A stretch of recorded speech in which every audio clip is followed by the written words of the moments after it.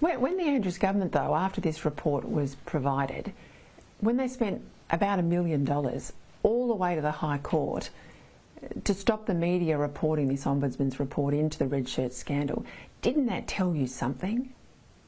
Well, yes, well, we knew. I mean, us MPs, we were extremely concerned. We were very concerned. It was traumatic for us, I can tell you. There was a brave face put on, but we were very concerned, and I can tell you what the MPs are thinking of Daniel and him not taking ownership of this. They're not happy at all. So when someone heavies you, though, as an MP and says, here is 6 months' worth of timesheets for taxpayer-funded staff, please, mate, just sign them all off. You know that it's going to pay for campaign staff. You know that it's not inside the rules, surely. Didn't anyone push back? I did.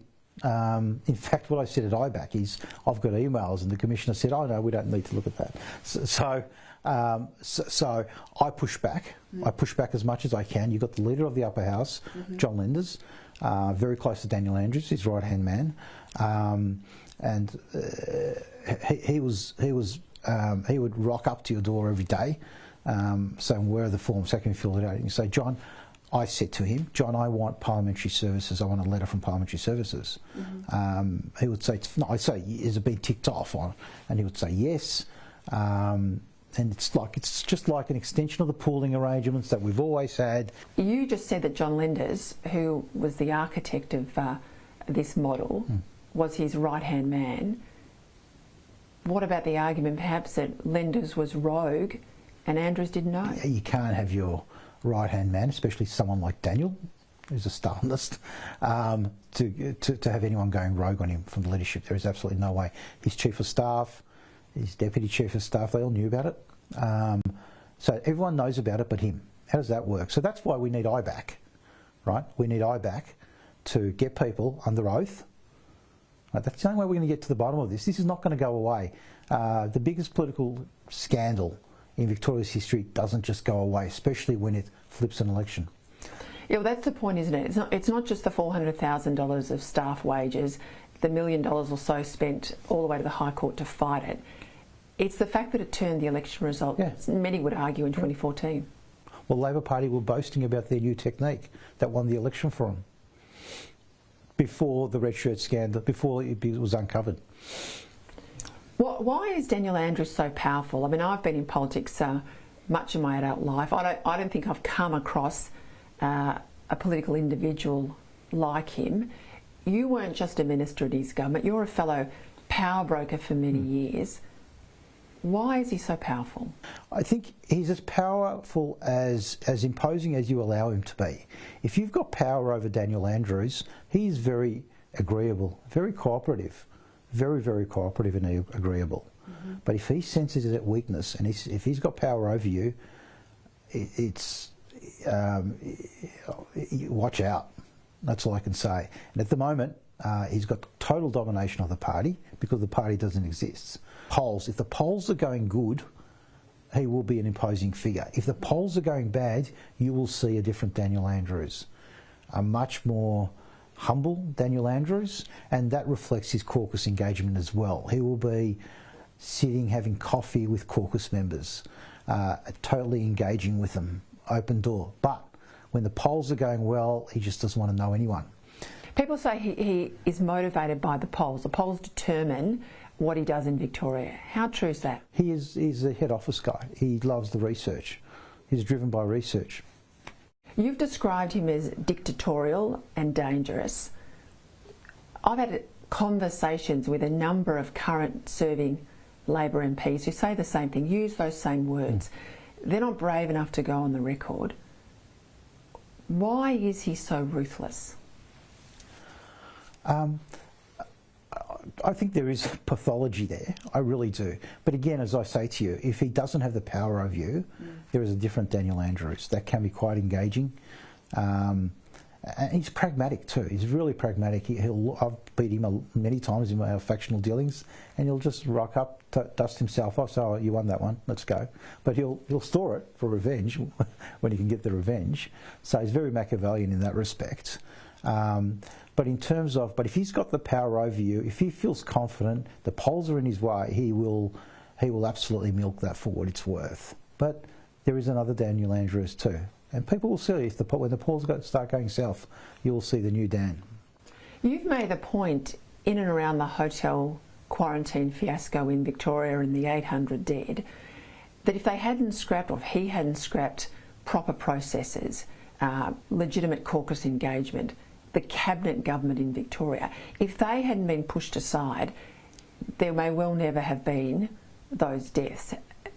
Talk to me about how he runs his government. Well, no self-respecting cabinet minister would have walked into cabinet that proposal knowing the proposal for private security. Private security, knowing the reputation of the private security industry. We had a report out not long before that, which showed that there were immense problems with that particular industry. So no minister would have walked that proposal in. If they did, they would have been laughed out of cabinet. So why was he allowed to get away with scrapping cabinet government? Where were the cabinet ministers holding firm? He rocked up one day and he said that, well, in terms of the crisis cabinet, just one day he came into cabinet and said, "This is what I've done." And people weren't happy, but people acquiesced. People weren't happy at all. So you tried, but you know, you say there's no one really in the current system, the parties in administration, with the gravitas to speak truth to power. There is no one in the Labor caucus at the moment that can speak truth to him. Now that the party's been suspended, I don't think there is anyone that can hold him to account, because all he needs to do is speak to Albo to say, "This is what I need as the Premier," and you'll get it done. So if no one can speak frankly to him, if no one can say, you know, no to Daniel Andrews, if there's no one with any gravitas that he will listen to, how worrying is that for Victorians? It's very worrying, because it's not just politically, it's obviously with the public service too. You know, modern government is very, very complex. Right? You need specialised skills, and he just goes with his gut. That's what happened with hotel quarantine.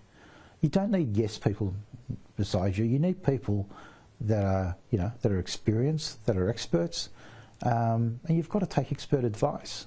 You've seen the inside of the Labor machine. You've seen the inside of the Andrews government.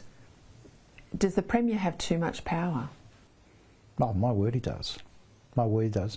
Look, in our system, we lack the checks and balances. This is not a US presidential system, right?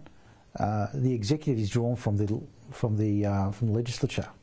The checks and balances aren't there. So when you've got an executive that dominates the legislature, you've got a problem. What will happen if Anthony Albanese wins at the federal election? You've got two left Labor politicians in power, then Daniel Andrews in Victoria, Anthony Albanese in Canberra. What happens then? The right's in a lot of trouble. I think the right won't come back for a very long time. I think the ALP's in a lot of problems. I think the party will move way to the left. It will move to the left. I think electorally they won't be as viable. And what does that mean for Australians? Well, it means that the outer suburbs will be imposed inner city left-wing policy prescriptions. That's what it means. This has been raised with me a number of times. People have concern about the integrity of institutions in Victoria. They say that in a number of institutions it should be a check and balance on power in the Parliament, power in the executive, that there's not just Labor loyalists there, that there are loyalists to the Premier. The manifestation of the Premier or the government putting mates or Labor Party activists loyal to the socialist left into the departments and agencies is that when something different happens, you tend to think, well, I'm not sure that I trust that particular institution anymore, which I should not doubt, by the way, which should be beyond question. Given what you've told me about Daniel Andrews' power, his factional control, if he wins the election in November, what does that look like for Victorians? I think we've got a real problem on our hands. I think we've got a real problem on our hands. I made a reference to Tammany Hall yesterday. You know, he's introduced a spoils system, basically. That was tried another time, another jurisdiction, not another place. Explain that for people that don't understand Tammany Hall. Well, what it's about is this. And what you've got with Daniel Andrews is a patronage network. He's gutted the bureaucracy. He's gutted the government instrumentalities. He's put loyalists in there. So that's the spoils system. We don't have a spoils system in the bureaucracy. The political appointments, which are, you know, an integral part of all democracies in the world, that's different. They come and go with the politicians. But the bureaucracy is meant to be merit-based and totally objective. Give frank and fearless advice, and there needs to be continuity in the bureaucracy. That corporate memory needs to be retained. But it's completely killed that corporate memory.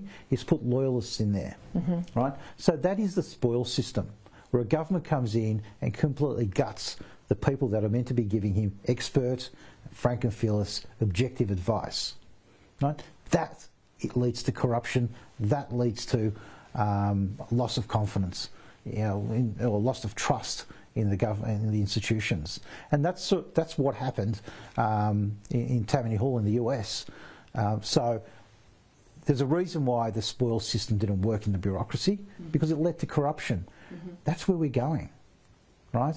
That's exactly where we're going if he's not stopped. With a bit of luck, this motion might sort of hold him up a little bit. The world's most lengthy lockdown, 6 lockdowns, crippling business, particularly in the Melbourne CBD. Do you think the result might have been different if there'd been proper processes, if there'd been a cabinet government? Absolutely. Like I said to you, hotel quarantine would not have happened. It just would not have happened. A minister would not have walked that through. You sat around the cabinet table. What do? When a proposal comes to you, it goes to all the other ministers. Everyone has an input before it even gets to cabinet. And, you know, your department does, ministers do, they talk to each other, they ring to each other and say, look, I'm not happy with this. What's this all about? Right? It would not have even got to cabinet. The proposal would not have even got to cabinet. But when you don't have collective decision making, that means that 22 people around the cabinet table, that's 44 eyes. That's the ministerial advisors and the departments who look and scrutinise legislation, scrutinise policy documents. Well, when you don't have all that scrutiny, when you don't have that collective decision making, you don't have that scrutiny. So what happens? Mistakes are made, and that's something he doesn't understand. There you go. That is just the tip of the iceberg. That's all the lawyers would let me put to air tonight, but that is explosive in itself. I will come back to this issue. I said to you last year and the year before, I am not going to let it go.